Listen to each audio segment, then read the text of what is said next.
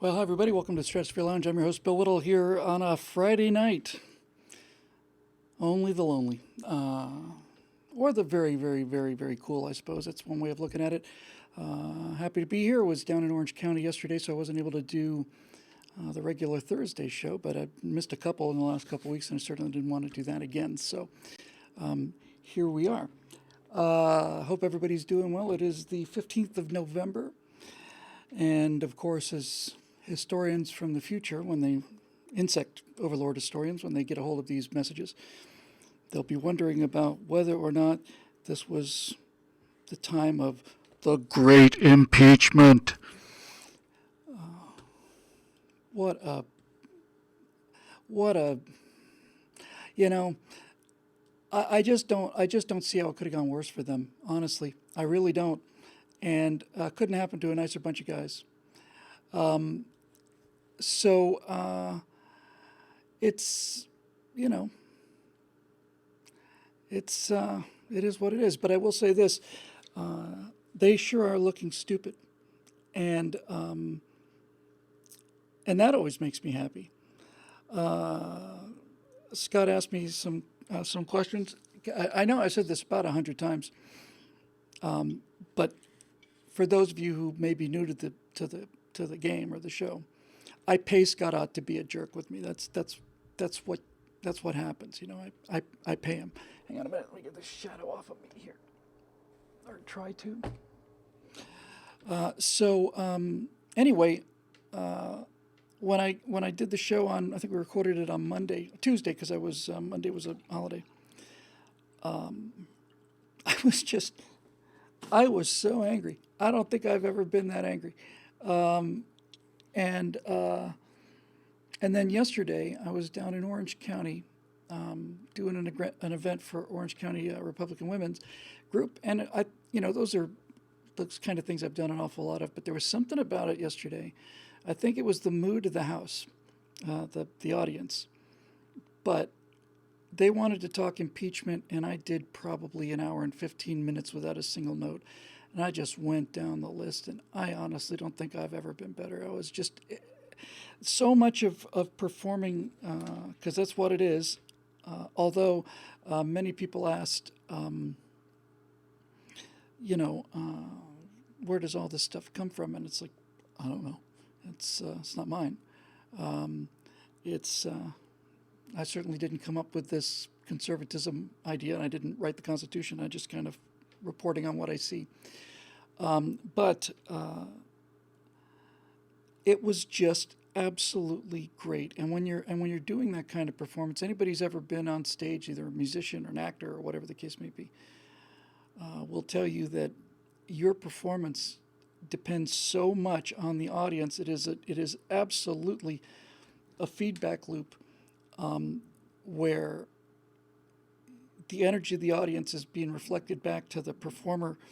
And I've seen great shows just go absolutely flat because the audience was kind of, just kind of not full of energy. And then I had this experience in everything from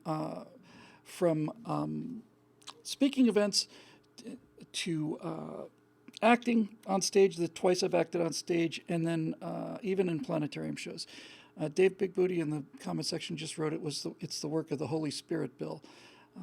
I doubt it.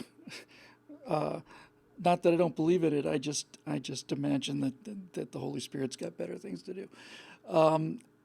But in any event, it is. Yeah. I will say this. I caught religion yesterday, boy. I was just on fire and funny. And it's great because a loose crowd, a fun crowd, will loosen you up a lot too.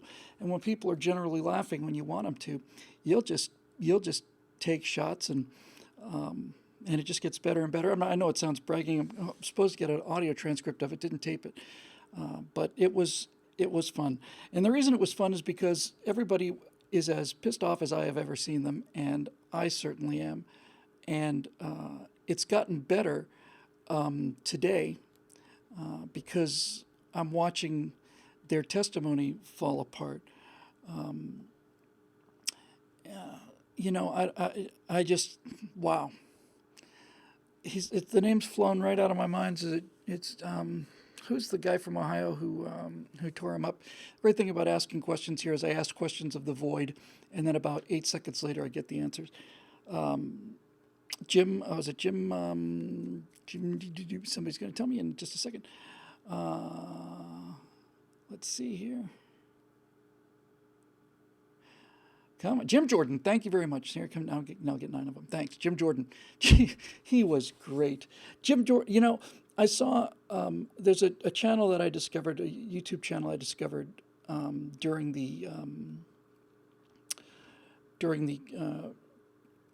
Kavanaugh hearings in Blasey Ford, and it's a woman who obviously is pretty conservative.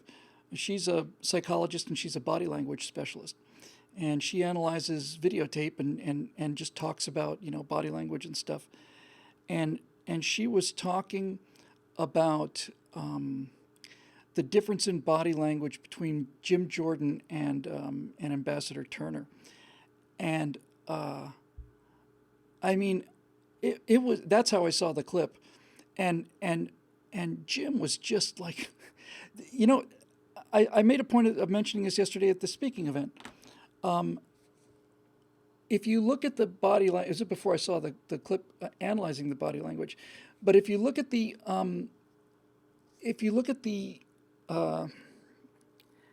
just the temperament and the confidence of Jim Jordan and we'll say Trey Gowdy versus the duplicity of Hillary Clinton or this Ambassador Turner or Schiff, you can just it's just so obvious who's got the bone of truth in their mouth, Oh, yeah, you did this, and this. Yes, yeah, friendly face. Just chewed him up. It chewed him up. And the high point of the high point was when he said, you just admitted 3 times that under 3 meetings or whatever, there was no quid pro quo, no coercion, nothing like that, right? Well, yeah. And you're their star witness. That was absolutely epic. Absolutely epic. So I loved it, and I think it is going to just disintegrate. And think about this. So Martin Archer found him. I guess it's Body Language Ghost. Yeah, she's really, really cool. I like her very much. I like her attitude, and I like the comments. You take care out there, Dave Big Booty. Anyway, this could end up being the very best thing that could have happened. It's starting to look that way now, because I've never seen such a fired up crowd. I've never seen people so angry and so ready to get out there and vote for Donald Trump. I mean, I was saying things like, go ahead and impeach him. I think the chance of that is 0. But if the Senate just buckles, even if he even gets to the Senate, then we'll elect him over your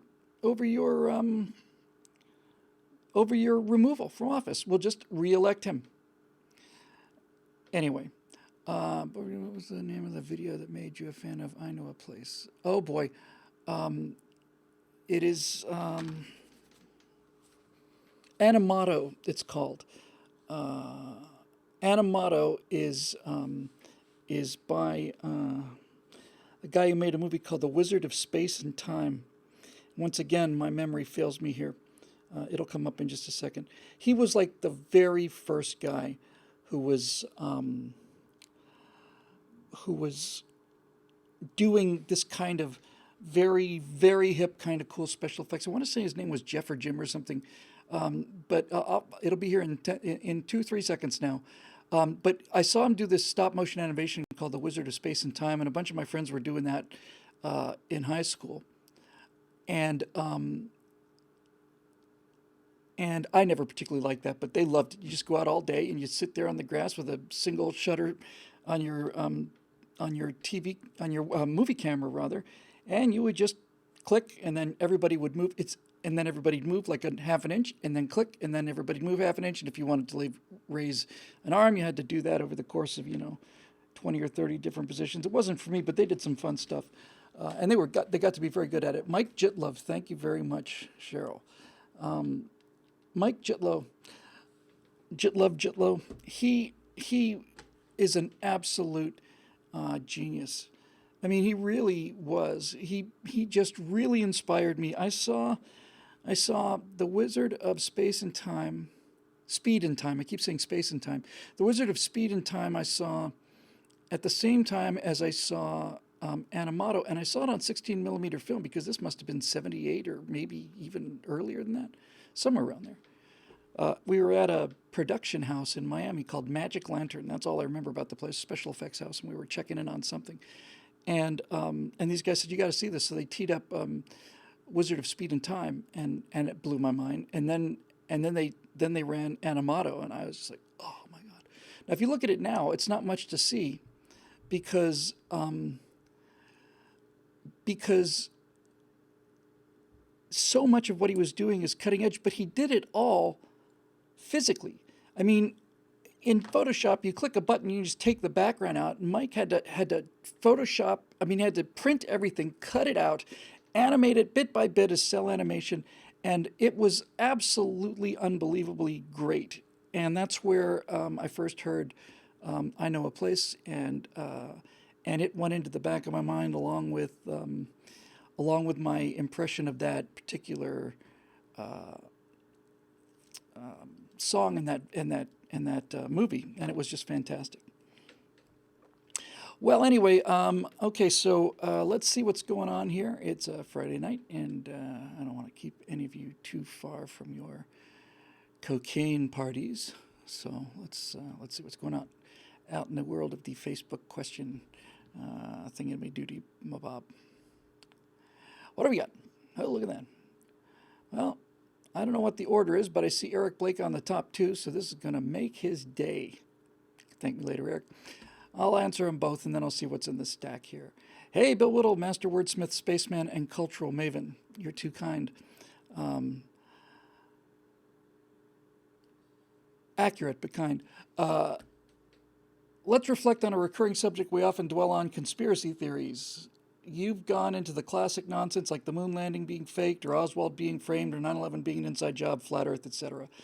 But what about the more rational counterparts? There's Ronald Reagan's theory that Oswald was assigned by the KGB to hit Kennedy. There's Vince Foster, of course, shot twice in the park before testifying on the Clintons. And, of course, it was ruled a suicide. Jeff Epstein didn't kill himself. Have you thought about those much? And any others come to mind that you could see yourself entertaining? That's a very, very good question. And I like that question an awful lot because, for me, it goes straight to how you think, or how you can at least learn how to think about things. It's an excellent question in terms of what criteria do people use in order to tell if something is real or not. How can you tell? And I'm going to spend a little time on this because I think that's just great. I love this issue. I think it's very, very important. So let's just do a couple. The Loch Ness Monster, supposedly an air-breathing plesiosaur. If that was actually in Loch Ness, it'd be coming up for air about as often as whales do. And we don't have to, look at grainy pictures taken in 1934 to make an outline of a wake out in the middle of nowhere that people said was a whale. We have thousands of pictures of whales taken every day because whales are real. And the idea of an air-breathing plesiosaur in a small lake can be eliminated in an hour.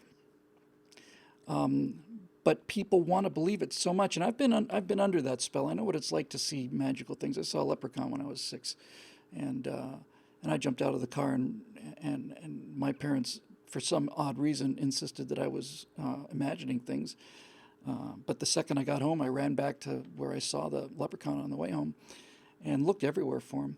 I'm as serious as I could be. I saw him right there, leaning against a rock, and he had his little vest on, and his little hat, and his green coat, and his little pipe.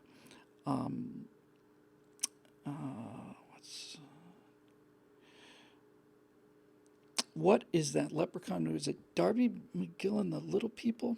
There's a movie about leprechauns, something like that, which I'd seen about 2, 3 weeks earlier, and I want to say Darby McGill and the Little People. But anyway, I'd forgotten that I'd seen the movie, but part of my brain hadn't forgotten. I know for an absolute fact that that leprechaun wasn't there, and I also know for an absolute fact that I saw it plain as day. So this is a very good place to start. I remember reading Sagan, who got so much right on the big stuff and so much wrong when dealing with people, is just kind of a very conflicting thing to talk about him, because he was absolutely Darby O'Gill and the Little People. Yeah, he was absolutely amazing when it came to things like cosmology, and absolutely miserable when it came to things like human nature. But he, of course, was utterly convinced that the only thing that you could that the universe consisted of only the things that you can see and that you could understand, even if you had the instrumentation for it. I don't agree with that, but he was talking about apparitions and things like that, and somebody had written him a letter that I think he published in the book, and the letter said basically, if I either the person woke up, or if he had woke up, saw the disembodied head of his wife floating above the bed, or whatever, his ex-wife who had died earlier, his late wife, I should say. And he said that he immediately realized that he was having some kind of a hallucination, because those things just don't happen. They're not real. So I thought that was actually kind of cool, that the person having the hallucination understood that it was a hallucination. A hallucination is amazing because it's nothing like what I've only had one that I'm aware of, and that has been continuous, one continuous hallucination. But it's hard to put your finger on it. It's just like, if you remember, just pick a memory. Pick the last time you were at Thanksgiving, or the last time you went to Disney World, or something like that. You have memories of those things, and I have memories of seeing the leprechaun, only I didn't see him. I just thought I did. So we can say things like the Loch Ness Monster and Little Tiny Men are just off the table immediately. And one of the reasons we can say Little Tiny Men are off the table immediately is another fun little side step. And that is that weight and size don't scale the same way. One is a volume, it scales as the cube, and the other is area, it scales as the square. What that means is that anytime you see movies where an ant is blown up to the size of an elephant, or a school bus, or just the size of a person, if you put an ant the size of a dog on the carpet, its legs would snap and it would immediately collapse, and it be immediately just be gone. It only makes sense. The design of the ant only works on the scale of the ant. If you took an ant to the size, like I said, of a bus, there's no way that those spindly little arms could lift that kind of volume. And what I found out many, many, many years ago when somebody was talking about this is that the inverse is also true as well. And that is that if you take a person whose strength is for this scale, people talk about how strong ants are. Nonsense. If you were to take a human being and shrink them down to the size of a leprechaun, they would be so overpowered for their weight that they would basically just rip their arms off, which I thought was pretty cool. So those kind of things out the window. Then you get into things that are not logically out the window, but very, very problematic. Yeti is one. Bigfoot. Bigfoot is possible in a way that the Loch Ness Monster isn't possible. I don't believe in Bigfoot either, but it is at least theoretically possible. There's a conversation going on about ethnicity in the comments section here. It's got nothing to do with what I'm talking about, and it's hard not to pay attention to it over there. So it's almost like we're on separate planets here. So I'll just look away is what I will do. So the Yeti could exist. UFOs, flying saucers could exist. All of these things in that category could exist. It's not your fault. I'm not trying to beat you guys up or anything. I'm just saying it's just been watching this conversation is probably more interesting than what I'm saying. Almost certainly is. You can't exclude it outright, but it becomes so unlikely, and the evidence is so sparse, and most of the evidence that's there is faked. That's telling me that there's no Bigfoot, there's no flying saucers, there's no Bermuda Triangle. The thing that kills the Bermuda Triangle is when you find out that if you take an area the size of the Bermuda Triangle, lay it over any trade route on the world's oceans, you will find an equal number of disappearances. That was the end of that for me. Then you get into things that are harder to dismiss, because this is really cool. It's kind of like gradients. So the things you can just throw out immediately, like leprechauns and Loch Ness monsters, there are some things that are exceedingly unlikely, approaching 0% probability, but you can't lock it out through logic. That would be, like I say, like Yetis and UFOs. Then you get into the realm of things that are more feasible, because there are precedents for not for those things happening, but for the things that people think happen. So in other words, it's more reasonable to believe that 9/11 was an inside job and that the moon landing was fake than it is to believe in the Loch Ness monster. The evidence is still overwhelming, but you could put 9/11, the moon landing, and the Kennedy assassination into the same boat, where certainly the possibility, the technical possibility, the real world possibility of these things happening is real. But the problems created by them are so enormous that again, if you really understand what happened, the probability is zero. It's close to zero. It's not as close to zero as the Yeti or a flying saucer, but it's still awfully close to zero. The main problem with this category of conspiracy theories is that they're constantly attacking little tiny things that they see in the actual narrative. Oh, this light is, look at that shadow's a little strange, or there's a letter C on that moon rock, or there's a glint underneath that 767 that's a weapons targeting pod. All of this stuff. And what they're looking for is they're looking at a history that happened in real time, seen by real people, and then looking for chinks in what was essentially millions and millions and millions of pictures over the course of 2 or 3 hours of 30 frames a second, right, for video. So they're looking for just that little tiny chink that looks like it could maybe disprove the whole thing. And a great example of this is, I saw somebody say, see, look, here's a picture of the 767 before it hit the second tower. And you can see underneath clearly, you can see this is a weapons pod that's been put there. Put aside the fact that who put it there, and why do you need it? But what I wanted to know was, can I see the frame before and after? No, you can't. And that's just plain lying. That's just plain lying. So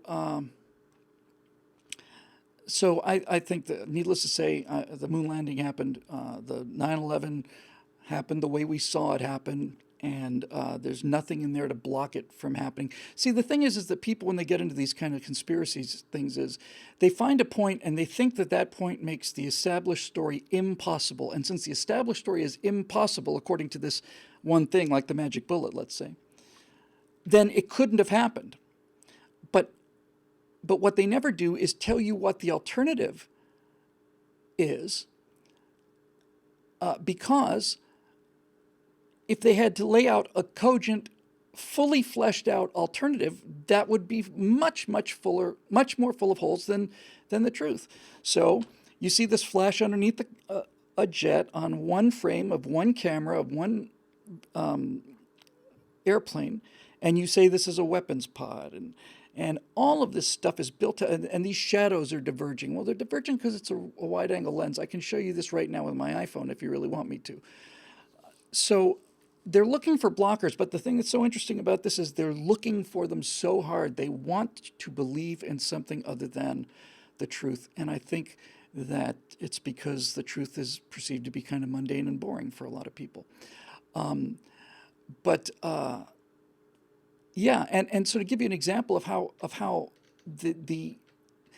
how easy it is to destroy one of these kind of conspiracies, let's take chemtrails, for example. It is of course possible, technologically possible, it's not practically possible, it's technologically possible to load up jetliners with toxic chemicals, pump them into the engines, and have this poison float down onto the American continent. That is well within our technical abilities.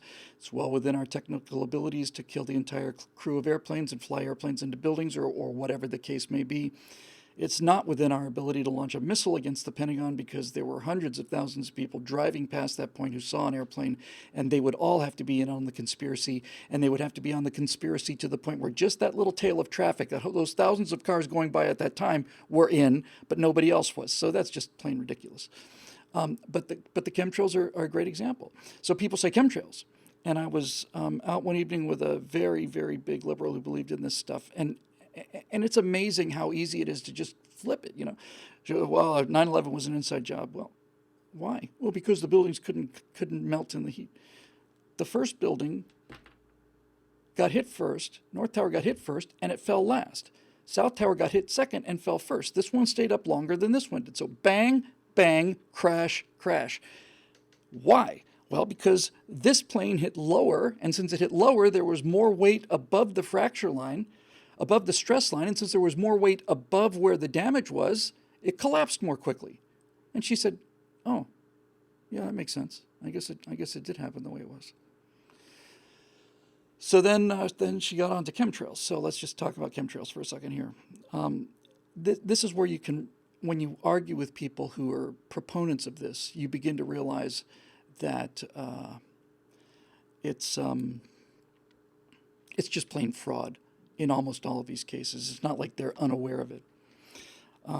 So let's say that the theory is true. It's always the best way to do it is to assume that the theory is true. So I'd said, so these jets that are spraying poisons on people, are they military jets or commercial jets? Well, I don't know. You should have some idea. It's your theory. But I think certainly if they were military jets, since people do fly up there and see the contrails coming off of other airplanes, I think if all I did was look out the window and see gray painted 707s or something, I would be a little concerned about that. Now you're right, it's commercial jets. Okay, so it's commercial jets. So now, see, now here's a great example. I'm just going to stop for a second. Here in the comment section is a great example. Glenn Beck had an interview with a Cuban who was at the Bay of Pigs and was told there was a Cuban sniper in Dallas on the day of the JFK assassination. Is that third-hand knowledge or fourth-hand knowledge? How many laws of physics do you have to overturn in order for that to outweigh all of the rest of the stuff? Years of Oswald being defecting to the Soviet Union, years of him taking shots at previous politicians, of him sitting out on his porch for a year, dry firing the Mamluk Karkano, and some guy said that he met a guy who heard about a guy who said that there was another guy there. This is the kind of thing I'm talking about, and people consider that evidence, but it's not evidence, not even close to evidence. And there is no second shooter. There is no second shooter. And there are any numbers of ways of proving this. Let me do the chemtrails real quick and then I'll come back. So you've got commercial jetliners that are spraying poison on people, right? Yes, that's what I believe. Okay. Well, all right. So does that mean that the pilots who are flying the commercial jets are in on it? Obviously, because they do a pre-flight inspection of their airplane, and if there's some kind of stuff that's being squirted in there, they have to know about it. They have to know how much it's going to weigh. If nothing else, they have to do their calculations for weight and fuel. So, yes, then all the commercial pilots who are doing the spraying are in on it. So that would be what, 20,000 guys, maybe. 20,000? Yeah, they're paying them big money. And if they decide that they're going to talk about it, then they're going to be killed. So you're telling me that that these guys are willing to go up there and poison themselves, their own families? They're flying into wherever they live. You're telling me that in addition to the ridiculousness of this, these pilots are willing to go up there and poison their own families? Their own friends, their own everything? Do you really believe that's possible? Do you think it's possible to keep a secret between... The only way to keep a secret between two people is if one of them's dead. So all of this stuff just falls apart. It just, oh, look, they look different. Well, they look different because the engines are different than they were in the 60s and 70s. So there you go. The Oswald thing is a great example. I read a book called Best Evidence, which was about, it was a theory, a conspiracy theory about how the actual shooter had been on the grassy knoll or on the overpass or underneath the sewers or wherever you want to put them, or more than one, and and that they had to reverse the wounds. They had to take what were front wounds, entrance wounds from the front of Kennedy, and then surgeons had to reverse them and make it look like exit wounds, which they did on the airplane during the flight back to wherever it was going back to. My God, my memory's just shot today. It's at Air Force Base just outside of Washington. Once again, the answer will be provided for me. Just it's not Andrews. Is it Andrews? Anyway, so you read this book. It's 600 pages about all of this stuff, and nothing. I mean, 2 pages on Lee Harvey Oswald. He was a patsy. He was set up. He was this and that. Who was he? Who was the guy? I'd read it and I thought for sure this is the truth, that there's certainly this kind of thing happened, because I was given all the evidence to support that theory, and then whatever little blockers he could to make it sound like the actual theory wasn't true. And that can be a very convincing argument. It's why so many people believe in these things. You tell people the shadows don't match, and there's a styrofoam rock on a set, and people say, well, I guess it didn't happen. Then you point out that the shadows are caused by the lens distortion, or you point out that that's not a rock. It's not a C on a rock. It's an actual hair. If you blow it up enough, you can see it's a hair that's done on the reproduction, which is what it is. It's not the original negative, and on and on and on. So, probably the greatest example of this kind of thing is the magic bullet. I think probably the magic bullet is the greatest blocker in the world of conspiracy theories. And by that I mean the magic bullet is probably the single most powerful piece of evidence in the world of conspiracies to make people think that what supposedly happened didn't actually happen.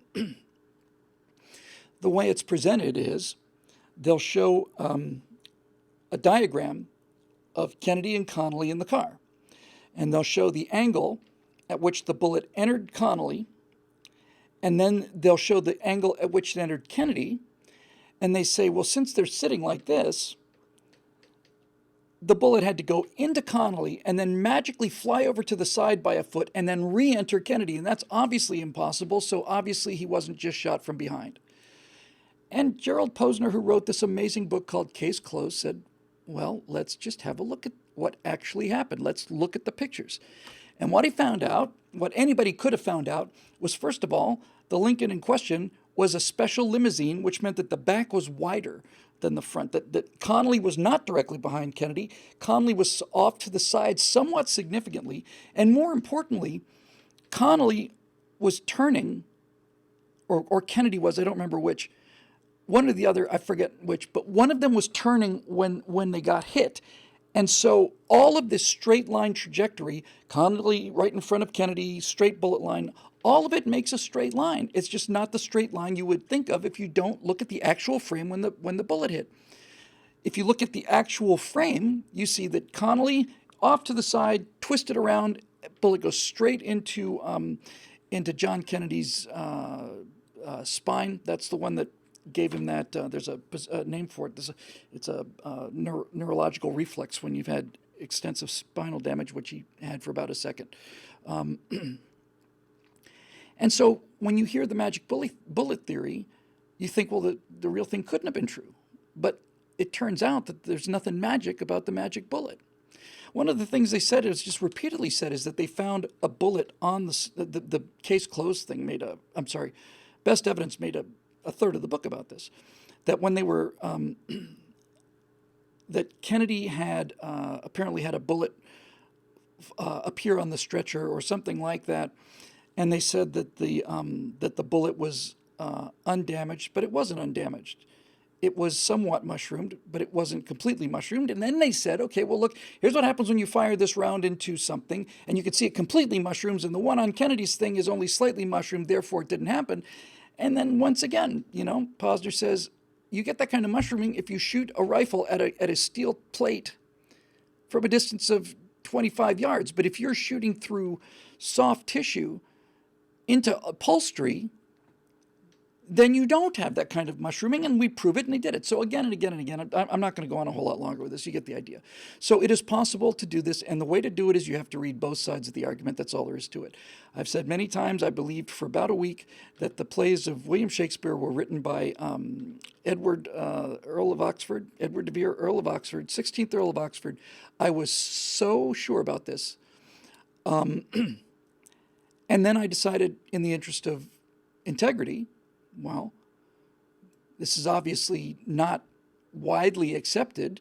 Maybe I should read what the actual status quo is saying. And I was about, I don't know, half an hour into a book on why Shakespeare wrote Shakespeare. And by that time, they demolished everything about de Vere. Not only demolished everything that they'd put up there, but just made the case absolutely impossible. So, hey, don't. Lord Bios says, even the Magic Bullet blender doesn't work that great. You don't get to make fun of the Magic Bullet blender on this show, Lord Bios. I had my very breakfast this morning as a result of the Magic Bullet blender, and the Magic Bullet blender is one of the most amazing pieces of kitchen technology ever invented by the mind of man. I'll forgive you this one time. So now finally, we get to the actual point of what he was saying, which is standard for this show. And that is, what do you believe? What things are considered conspiracies that you either believe or that you think are certainly worth seriously considering?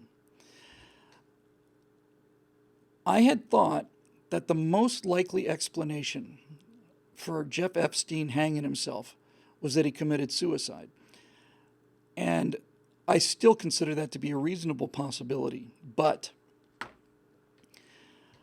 when you look at the chain of evidence, if you look at the chain of evidence regarding Epstein's body, if you look at the provenance of it, you find, the video camera just happened to be out of order at that time. Whenever I hear something like that, that immediately gets my attention. If I hear something like that, I'm like, okay, now it's starting to sound like this may be real. You remember when they had testimony in the middle of Obama administration about the IRS weaponized against conservatives, making sure that conservative charities didn't get the 501c3 status. And they said, well, let's see the emails. The computer crashed. Okay, let's see the email from the backup. That wasn't recording either. It seems to have been out of order at that time. How many emails did this go to? How many different machines? About 1,500. Well, let's look at it from those. This actually happened. Those hard drives all failed too at the same time, and so did their backups. You get to that, it's like, okay. That's like Michael Jackson saying that he's never had any surgery done on his nose, which he just openly said, no, never. No, something to clear my nostrils just a little bit so that I could breathe a little better. So you can tell there are times when people are just plain lying, and that's that. So Epstein's starting to look a little shady when you start hearing things like, the guard wasn't there, and the recording was off, and so on. And then you get into something that I didn't really believe because I didn't think it was necessary to believe. And that was back in the day of Vince Foster, when people were saying he committed suicide. And people were saying if he did, he shot himself twice in the back of the head, or whatever the case may be. I thought, yeah, I agree that sounds fishy, but there's probably something about this that I don't know. But then you start looking at the body count, and it's, was it 55, 56 friends of the Clintons have committed suicide? I mean, somebody did a probability. I don't know that for a fact that number is real. That, again, I could just be repeating a made-up number, but certainly a lot of people around the Clintons have taken the Arkansas dirt nap, and that is also an indication, a good indication, of a mathematical indicator that this particular theory that Epstein was murdered in prison actually did happen. It's not the simplest explanation, but there is enough evidence for it for it not only to be taken seriously, but in my mind now it outweighs the evidence for him for the simple one, which is he just decided to commit suicide because everybody knows what happens to child molesters when they get into prison. You know, this is a quick little aside on this. We always think that the government will have people killed. Now, again, I'm going to preface this by saying this whole thing with the Clintons, I would not put past them. But when Andrew Breitbart had a heart attack, I had a lot of people ask me, do you think they killed him? It's like, no, I don't. I know he was sick. I know he'd had a previous heart attack a year before and all that other stuff. But on a more important level, this kind of thing doesn't happen. You know, the mob didn't bump off John Kennedy, and the Soviets didn't do it. A crazy guy did it, and this is important. And the reason it's important is because we have learned our entire lives, we've been conditioned to believe that dark forces are in motion out of our sight. The kind of thing where governments would have American citizens assassinated. And it's just not true. And the reason we believe it's true is because, as I said, we've been conditioned to believe it. Every single mystery movie, suspense movie, action movie, there's always a twist. Always. There's always something. Otherwise, people feel like they're ripped off now. You always go into this thinking, okay, here's the person who obviously did it. No, it wasn't him. It was the policeman who investigated the crime scene who was the murderer. Wow, that's shocking. Okay, so every single movie has a twist, that's fine, and that's great entertainment, but it makes people think that reality is scripted like that, and therefore the obvious explanation cannot be true, because every single time we've ever gone to the movies or watched a TV show, the obvious explanation wasn't true in order to give us that little tickle, which is why you go to the movies in the first place. So we've become conditioned to believe in the secret phone call, and the government had them removed, and the government blew up the World Trade Center, and the government is poisoning its own people, and the government faked a moon landing. I have as much problem with the federal government of the United States as anybody watching this, and I think after 11, 12 years of doing this, I think that should be pretty clear by now. I think it is absolutely monstrously evil and out of control, but I do not believe that the federal government kills people. Not our government. Soviet government absolutely did, killed millions of them. But I'm not aware of a political assassination in this country that holds water except for Jeff Epstein. And that one is not certain, but apparently people are looking into it. I would not put it past Hillary Clinton. And I wouldn't put it past her only because Epstein was so damning and so kind of reprehensible. Nobody was going to cry about Jeff Epstein being taken out. I think that was a big part of the calculation, if in fact they were behind it. I think if they were behind it, if Jeff Epstein didn't kill himself, but if they were behind it, some part of the equation must have been, who's going to cry over this? Who's going to cry over Jeff Epstein? Who's going to launch a torchlight vigil for Jeff Epstein, and who's going to continue to hound us until the truth is revealed? That's another reason that the Epstein thing is possible, in fact, maybe even likely. But this is how you determine all of this stuff, frankly. I'm not aware of the U.S. government ever bumping off anybody. It sounds great, but it doesn't. And you know what? Let me just tell you a quick little story about something that reinforces this. I went to Norway, as you know, a month and a half, 2 months ago now, I guess. And I went, I don't know if I ever talked about why I went. I went to say goodbye to an elderly gentleman who'd made a significant donation to BillWhittle.com and whose donation basically kept us afloat. And when he made the donation, he said he wasn't going to be here in the spring. He knew he was dying. He said he wanted to spread some money around before he died, do some good with it. And when I saw the check, I wrote him a 2 or 3 page, very personal email about how miraculous it was and how much it meant to not only me and my wife, but all of us here, all of us. And then, and he said thank you, needless to say. And when I realized he was taking a turn for the worse, I basically said, look, I'm going to come out to Oslo to pay my respects to you one way or another. I can either stand at the graveside or I can talk to you in person, whichever you'd prefer. But I'm coming one way or another, because he was the kind of guy who just wouldn't, really didn't think that was needed. It was needed. It was desperately needed. So I'm not giving anything away to say that he was 2 years in the very early days of Bud's basic underwater demolition school, predecessors to the SEALs. He was in Bud's in the Navy for 2 or 3 years, and then he spent 26 or 27 years working for the agency. The agency Christians in Action, that agency. And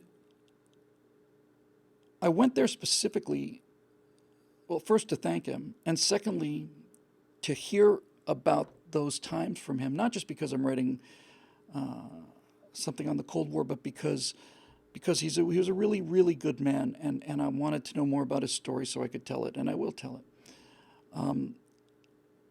But he was telling me stories about working for the CIA in the early 60s in Thailand. And every now and then, he would slip up and say something very revealing. And you would think he would slip up and say something that made you think, aha, the CIA is really doing it. But on a couple of different occasions, he said, well, we had a real problem now because we knew, no, we didn't know him, he wasn't one of us, he said, because this is him speaking now.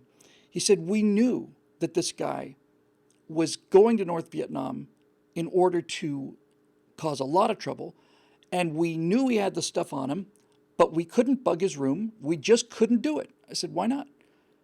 You just told me how you bugged 100 rooms. He said, we couldn't bug his room because he was an American. And I just thought, wow, how about that? How about that? Yeah, he has no reason to tell me that. He had no reason to throw that in. And he more than once, he said, listen, it's probably not telling tales out of school at this point, certainly. But he did tell me that because Thailand was an entry point for North Vietnam, almost everybody that got into Hanoi, especially from the United States, had to go through this place in Thailand. The name of it eludes me now, but it's not Bangkok. It was kind of like a military field or some other thing. But anybody who wanted to go from America to North Vietnam had to go through this field, and that's where the CIA agency was. And he said, and I believe him, he said that since he was the guy who actually placed the bugs, I don't think so. So he would place the bugs, and his wife would run the recorder, and they would listen. And he told me that he heard, with his own ears, live, he heard Noam Chomsky telling Jane Fonda which prisoners to talk to, because the Reds had already made contact with their families back home, and that they were able to coordinate this and find the kind of people who would most likely speak out against the military. He said, I heard that with my own ears. And I said, really? He said, Noam Chomsky and Jane Fonda having this conversation, I heard it live in real time. I said, I believe you, but how were you able to do that? How were you able to bug that room when you told me you couldn't bug a room where the Americans were? And he kind of smiled a little bit, And he said, well, we reported that Jane Fonda was coming to Hanoi, and that there was a chance that Chomsky would meet her at this hotel. And we're not allowed to spy on Americans. So we can't bug that room. But Jane Fonda is married to Roger Vadim, who's coming on the trip as well, and he's French. Now, you could say that is a pretty big justification, and it is. But the fact that it took the presence of a foreign national in the room to authorize just the surveillance, not the assassination or anything like that. He said, since Roger Vadim was with him, we said, well, we certainly agree we can't go listen to Chomsky and Fonda, but Roger Vadim is a communist and he's making all kinds of moves and he's going to Hanoi too. Can we listen to him? And turns out the agency said, yeah, I guess we could listen to him. Um, so when you talk to guys who are actually in the agency and have spent that kind of time in the agency, and they tell you that their hands are tied, they can't bug the room of a person because it's against the law. I believe that person. I especially believe that person knowing he didn't have 2 weeks left to live. So, yeah, I 100% believe that person. He had to go to Oslo, downtown Oslo. He lived just outside of Oslo. He had to go downtown to register with the police, which he had to do every 2 years because he was a foreign national living in Norway. So we went down there together, and there was a long ramp going up to the police office. And after we parked the car and started walking, he was suffering from heart failure and was really in bad shape, which is especially hard on him because as a guy who was in basically in the SEALs, he's used to swimming for 7, 8, 10 hours. He swam 50 miles with fins on. So having that strength and vitality gone bothered him quite a lot. But he was in real sort of breathing hard, and I just kept slowing him down. And he had a 10 o'clock appointment. He had to be there at 10 o'clock, or else they have a cow because of their socialist rules and stuff in the thing. So there's a long ramp that goes up to the police office in Oslo, and we started up that ramp, and he just like bent over and hanging onto the rail, and I said, we don't have. His name was Dick. You can have his first name. Dick, we don't have to. It's not worth getting killed over, man. Let's just take our time and let's go up there real slowly. And he did, but he kept pushing, kept pushing. By the time we got inside the actual office, he was like his head down on his arm on the counter in front of the police officer who looked very concerned, but didn't do anything. Nobody did anything. I'm not blaming the Norwegians for this. I'm just saying I think in America, people would have stepped up because this guy was in serious distress. So they told him to go over to this window, and I helped him across the room, practically carrying the guy, just a bag of bones at this point. And the guy behind the window said, "Okay, come on up here." And he said, "What is it?" He says, "You need to fill out some forms." And he said, "Can I fill them out over here, sitting in a chair, And he said, "No, you have to come up here." So he got up again, and just standing was exhausting for him, and he damn near passed out. In fact, he damn near died. I thought he was. There were 2 times that I thought he was just going to just die right in my arms, right there. Finally, I said to the guy behind the counter, I said, "This man is very, very ill, and he's very old. Is it possible for him to fill out the forms in that chair with a clipboard, with you keeping your eyes on him, if I go to get the forms and go find a pen?" Well, I suppose that'd be okay. So anyway, we got him home, and then when he finally sent out his last email, he said he didn't think he would have made it through that day if I hadn't been there, and I think he's probably right. But the man had just amazing courage and such a heroic's not a word I want to apply here, although I consider it to be in a way. He just had such a wide open look. He was staring right at what was going to happen to him, and there was nothing about this that either intimidated him or made him embarrassed or anything. He just come out and say it. So anyway, I came back from 3 nights in Oslo, or 4. I can't remember. I think it was 4 actually. And we came back, and he'd been a fan of Trifecta and Bill Whittle now as well. So Steve and Scott and I have a Skype call once a week, and then we shoot all of our episodes on Skype. So I said, "Hey, Dick, why don't you call in? Just kind of hang out and watch." So he did. And he watched us shoot 5 episodes. And I think the thing that's most touching about this guy, and certainly the thing that makes me the most emotional, is that he would get very dressed for this. He'd be sitting in his chair in his apartment in Norway, which I'd just been to, and he was very, very well dressed for this.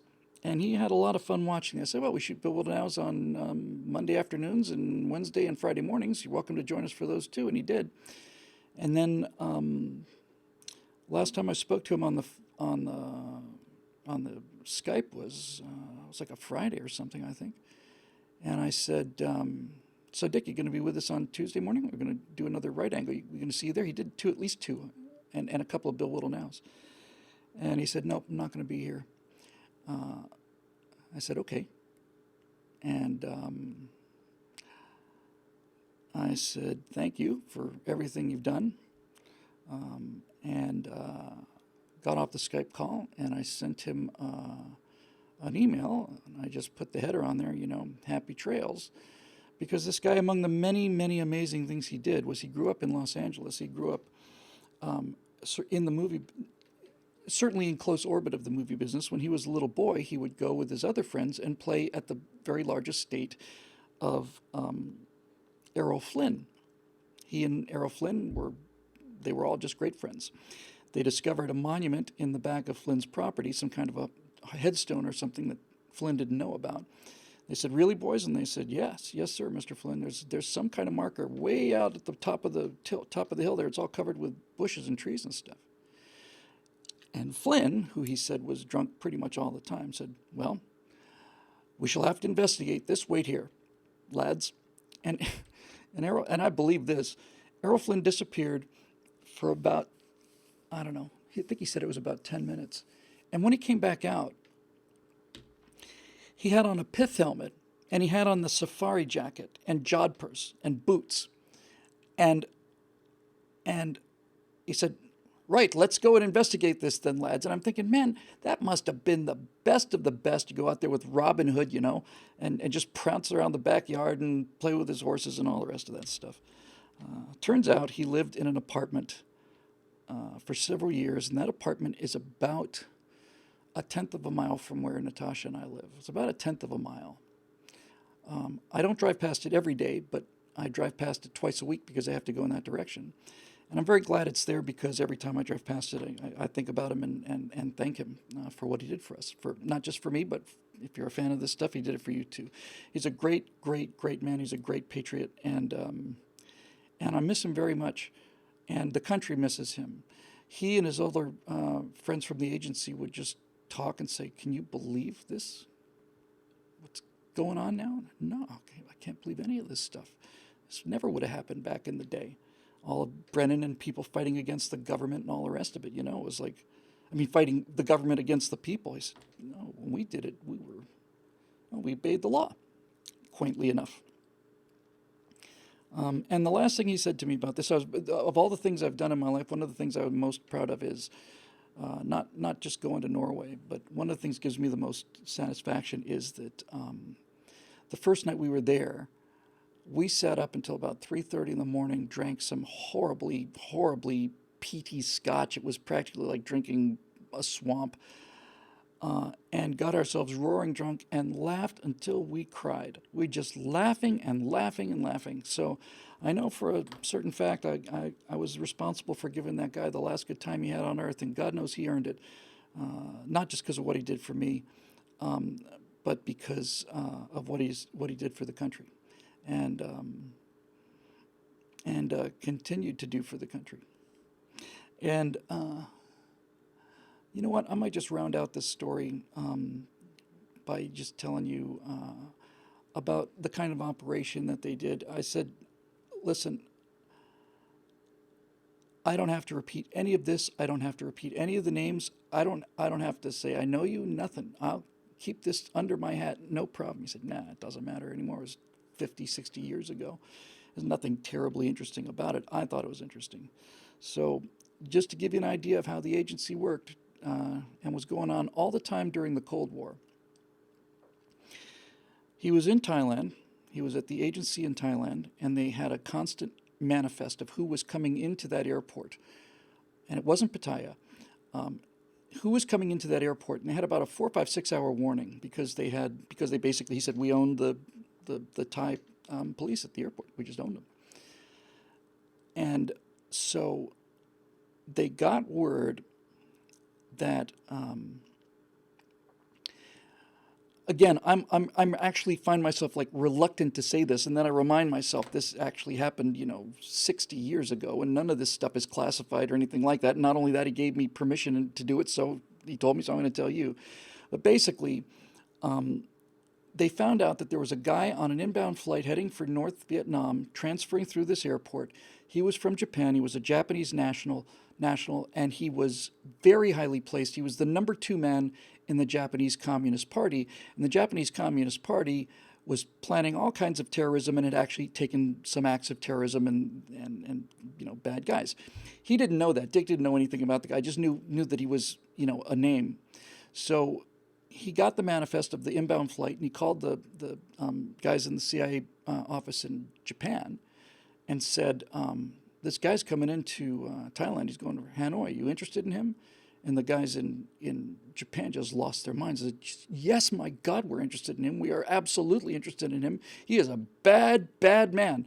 And anything you can get on him would be great. Anything. We'll take anything. We are desperately trying to find out what this guy's all about because he is involved with some very bad things, not just for America, but for the Japanese people. He's not a guy you want to, he's not a guy you want to like. Yeah, Japanese commies, it's true. This is 1960 or 61. So he said the guy's name was, the name of the guy was Pohound 2. I said, what now? Pohound 2. You want to explain that to me? He said, we called him Pohound 2 because PO was our abbreviation for Japan. Hound was the name of the organization that he was a part of, and he was the second ranking person in that organization, so he was Pohound 2. Hound was not its real name, that was the code name they'd given it. So in a world where, you'd think, well, the CIA, of course, they'll just bump him off. They couldn't bump him off. They had no, they just wasn't even in the deck. It was not an option. You just can't go out and kill people. At least not in American in American intelligence agencies anyway. But here's what they did do. It's just brilliant. I just got so much of a kick out of this. So Pohound 2, Utapao or Utapo? It might have been Utapao. I'm not sure, or however it's pronounced. Anyway, here's what happened.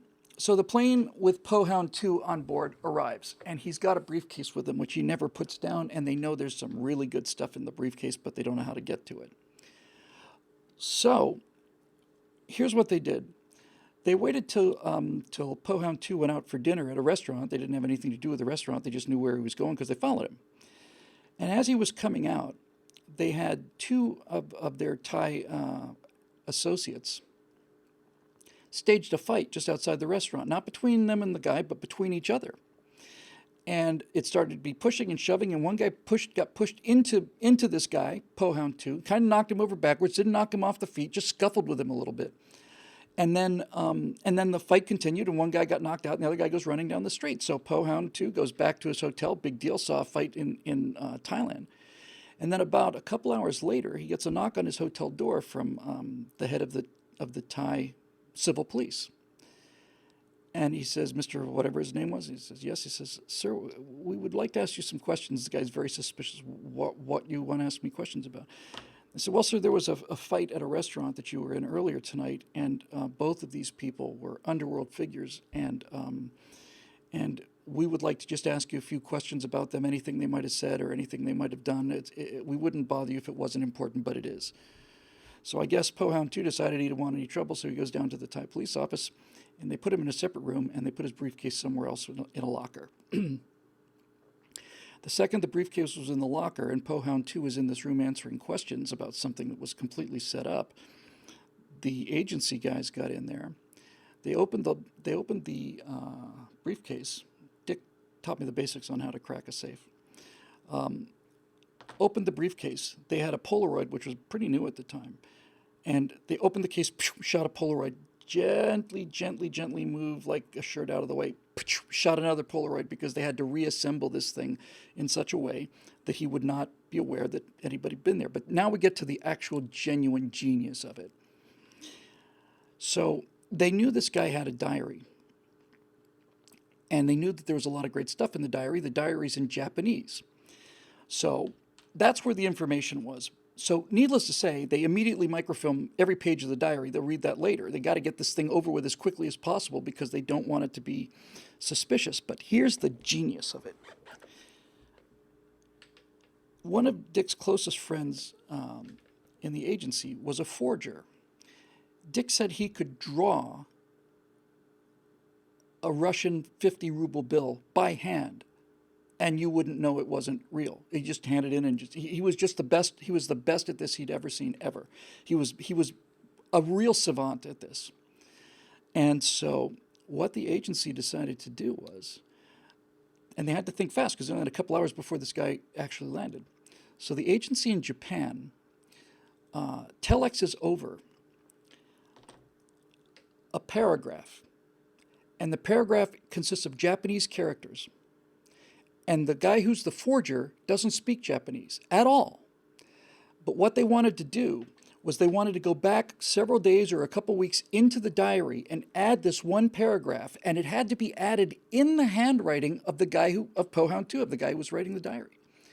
And so this forger has got this diary out in front of him. It's already been photographed. They go back several days or whatever, and then he sees a space on open space, and then what he had to do was he had to, using the same handwriting that this Japanese communist used, he had to basically copy Japanese characters that he didn't understand.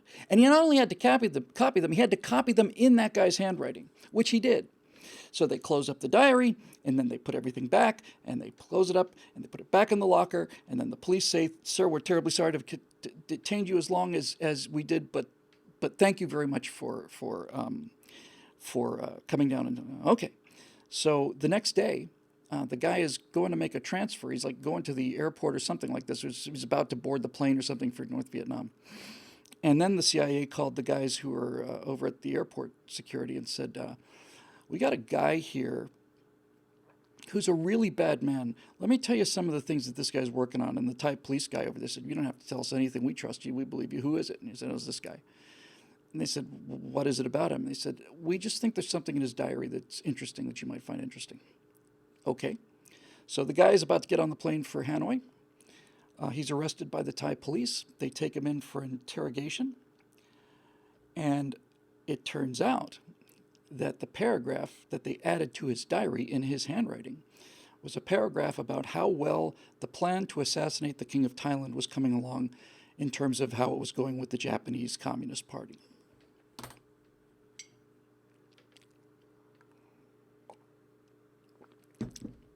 I'm glad Dick told me what a bastard this guy was, because that would have been golden. You know, you're in an interrogation cell. Somebody says, "All right, you're now under arrest for plotting to murder the King of Thailand." "What are you talking about?" I said, "It's in your diary." "It's not in my diary." "Yes, it is." You hand him the diary, open it to the page. There it is in his handwriting. But he didn't write that. He had nothing to do with the assassination of the King of Thailand. So Dick started laughing and he said, "They held him for about 3 months. They held him for about 3 months. And that was all we needed for him to miss some really big appointment, something really bad." And I just thought that has the ring of truth to it. There's so much about that I could never have possibly imagined. I remember when I talked to a SEAL many years ago, and he said, "Yeah, you want to come over?" I said, "Sure. Practice some firing techniques." "Absolutely, man." So I went over there, and he was talking about being a SEAL, and he started saying some things, and I just put the recorders on high speed, because I could tell that what this guy was saying it had the ring of truth to it, and it was the ring of truth because he was actually there. I probably mentioned this once or twice on the show, and I'm saying, I don't want to sound like a complete civilian. I'm certainly nothing like in this guy's category. I'm like, I'm the me monster, and he's like, "I walked on the moon." But I said something to the effect of, so when you guys are actually in a house, because they would go in twice a night sometimes, it just airdrop in Afghanistan or wherever the hell they were. Sometimes they go get bad guys twice a night.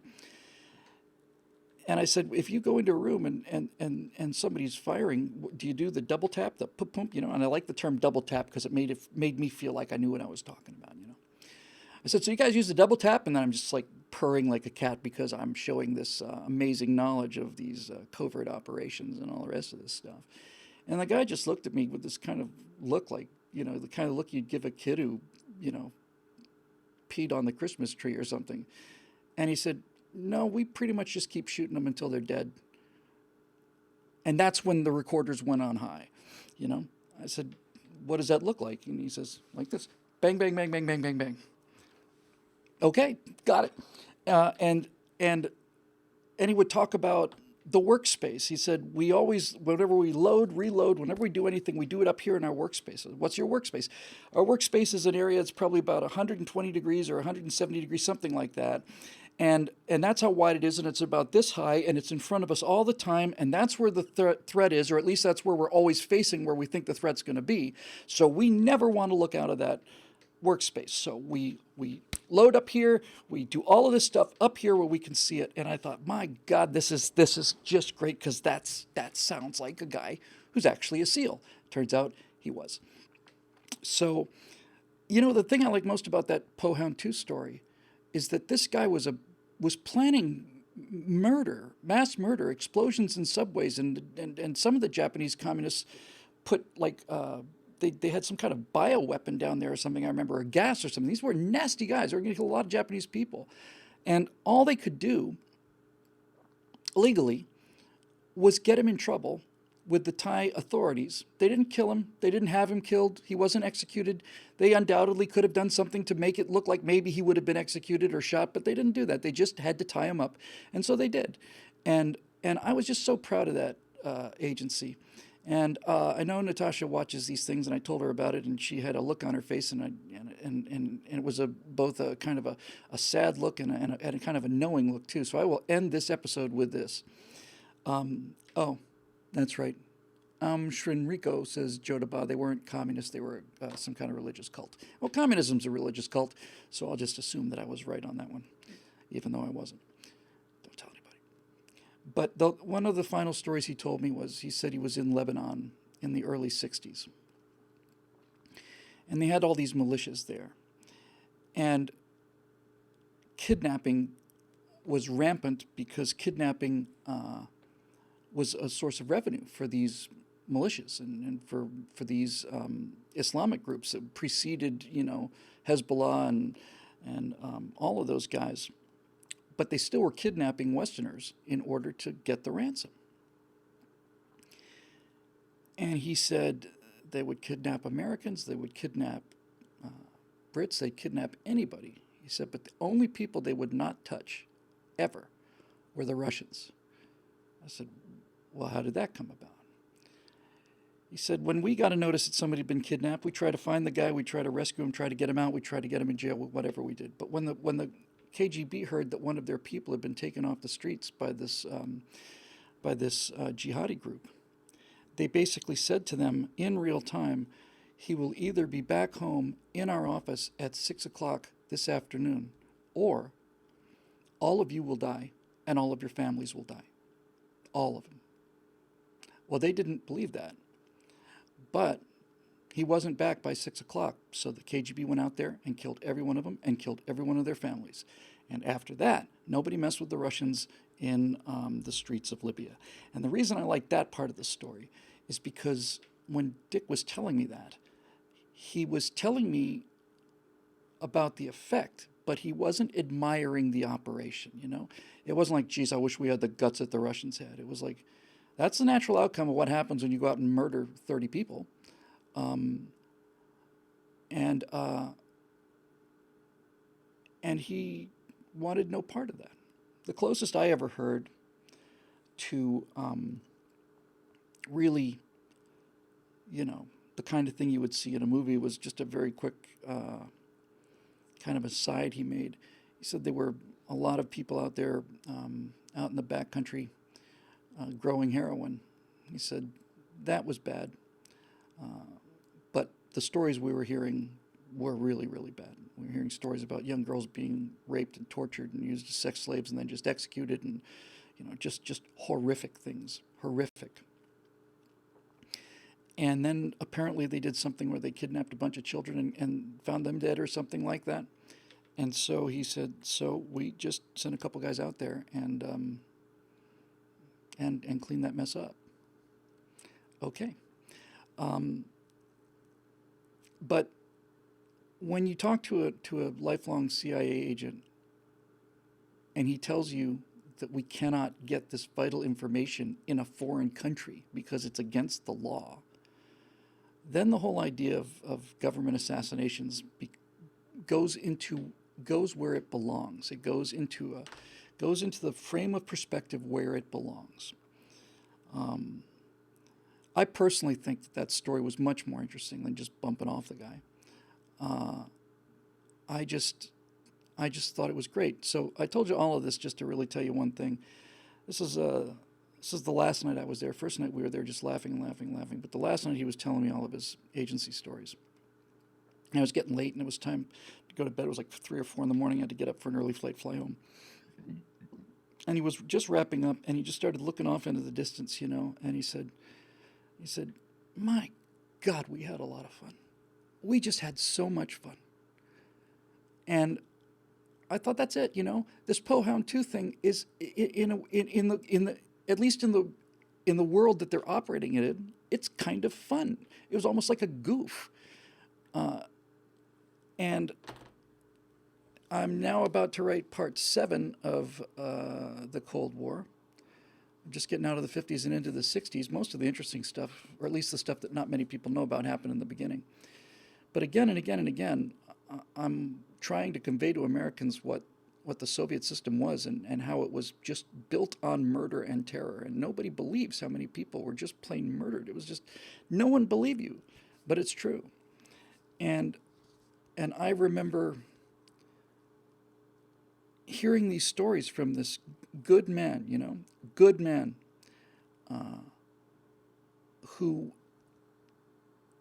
who did his who used all of his skills and all the rest of the skills of the rest of the people, took some risks uh, to defend this country, but he didn't become what he was fighting, and that is enormously encouraging to me. And I brought this up in the speech I gave yesterday, or whatever the hell it was. I've lost track. Yesterday, it's like our problem now is we've seen how low these Democrats will go, and the question is how do we fight them without becoming them?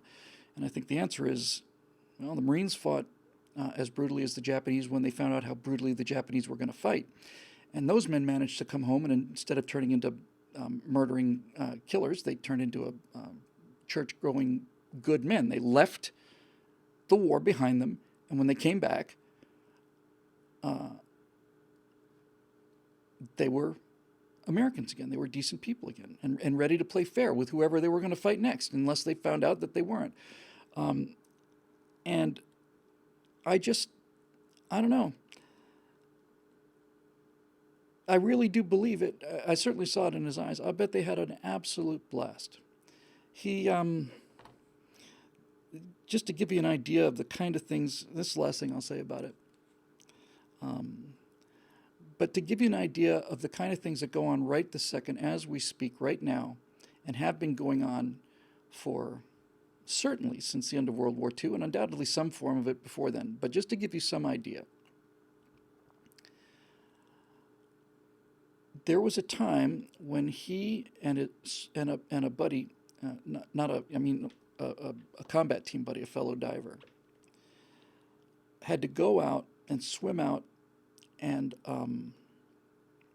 plant some fake charges on the hull of a U.S. ship. It was a red flag operation. People knew it was going on, and it was designed to test the defensive capability of, I think it was just a transport. I don't think it was a military ship. But basically, they wanted to test how well the U.S. Navy could defend against frogmen swimming out, 5 miles or whatever at nighttime, underwater, with rebreathers, putting a charge against the hull, and then swimming back. So he had to swim underwater for some incredible long distance, miles. And he said the water was really, well, it's middle of the night, so it's obviously dark either way, but I've seen this when I was in Guantanamo Bay. I've been to Guantanamo Bay twice, intentionally, as it turns out. Um, the I have seen moments, some of you have seen it and some of you probably haven't, but I've seen moments when the water is filled with these phosphorescent creatures and any kind of motion causes them to glow. And when it was 2, 3 o'clock in the morning, I'm in Fidel Castro's bay with Steve Crowder fishing in Cuba. And you could see wherever the line was, you could see the little trail from the current of glowing blue. It was just really like an electric blue. And and so Dick was saying, so we had to swim a long way, and it's not like we could just keep coming up and check. You know, we maybe had a chance to do one or two kind of corrections. He said, but virtually all of the trip was done with me swimming with a compass, and I was tied to, physically tied to my dive buddy, and his job was to make sure we didn't go too deep or too shallow. His job was to keep an eye on the depth, and my job was to keep an eye on the bearing. And and uh, and so they're swimming and swimming and swimming, and they could see these little flashes. You could actually see, it's almost like ink, you know, where these fish are moving out of their way, and they're swimming along, and then all of a sudden, off to their left, they see this blinding flash of blue, and the outline of like a 14-foot shark or something. You know, they never actually saw the shark, but they knew exactly what it was. Just like right beside him, went to whoosh and just went swimming off like that. And right now, right at this very minute, you know, I'm sure somewhere out there, there are Americans who are swimming underwater in the dark, surrounded by sharks, and doing things that they need to do to make sure that we don't have to worry about these things. And I was very, very, very, very proud to have met him, and I will forever be thankful to him. And I'm glad I got a chance to tell some of his stories here. I'm going to plan to tell them in movie form at one point or another if I can ever get that off the ground, and I suspect I probably will. So I think that'll do it for this 90-minute edition of the Stratosphere Lounge, made possible by the paying members of BillWhittle.com and former agency patriots living overseas who decided they wanted to take some of the money that they'd made and spread it around, do some good with it. I hope to be able to live up to that responsibility. I'm certainly trying to. And yeah, he's an amazing guy. I wish I'd known him better. And more than anything, I wish I'd known him younger. I wish I'd known him when he was younger. And the reason I wish I'd known him younger was because he was telling me stories. He was just such a kid. And all I saw was this very, very old, very, very sick man. I asked him for some photos of him when he was younger, and he said he'd send them to me. But I got the word that he died, and about 4 or 5 days went by, and then I heard from his daughter, his American daughter, who went over there and said, we found this on his computer. It was an email. He had it set to go. He just hadn't punched the send button. It was addressed to you. And I will show you the picture that this lifelong CIA agent sent to me. I'll just show it to you right now. If I can. Give me 1 second, please. I'm sorry. Image. Create new. Sorry about the delay. Come on. Come on. Browse. There we go. Desktop.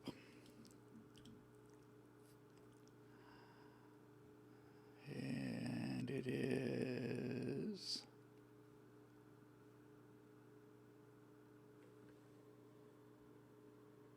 it's PDF. Sorry.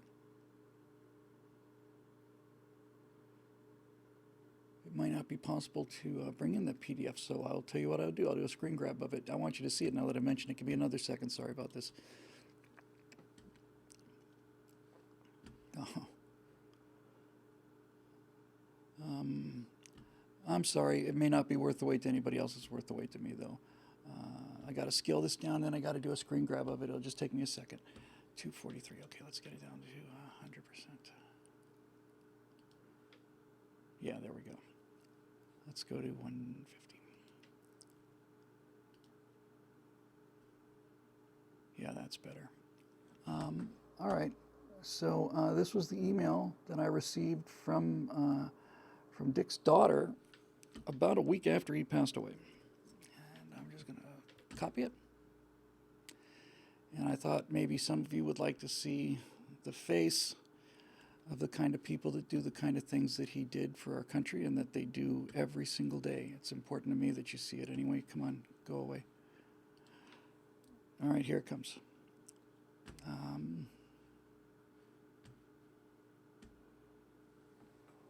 Sorry about the delay. I know this would have been better if I'd had it planned, but I wasn't even thinking about talking about this. So where the hell did it go? There it is. All right, we're almost there. Here it is. So here's the guy when he was younger.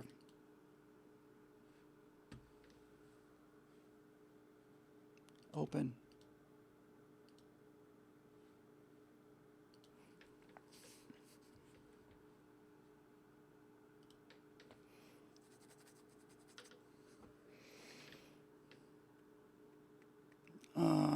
Yeah. I was wearing his sailor outfit even back then, 1943, 1942. And then that's probably him at about 7 or 8 or something.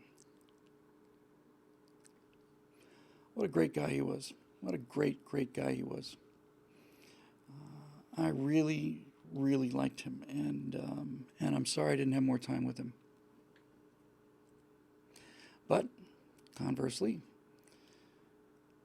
I'm glad I did get to spend the time with him that I did get to spend. So anyway, here we are. Anyway, that's that. Yeah, it turned into a kind of an interesting show after all, for a change. Made possible by guys like Dick and the paying members at BillWhittle.com, to whom we are all very grateful. Yeah, it's an all-American boy right there. It looks like the kid on the Cracker Jack box. So that'll do it for this edition. We'll be back on Thursday, unless something comes up. I'm not expecting it to, so we'll see you next Thursday. Again, thanks for joining us here, and whatever you do, be sure that you enjoy the impeachment, which is going to blow up in their faces, and it couldn't happen to a nicer bunch of people.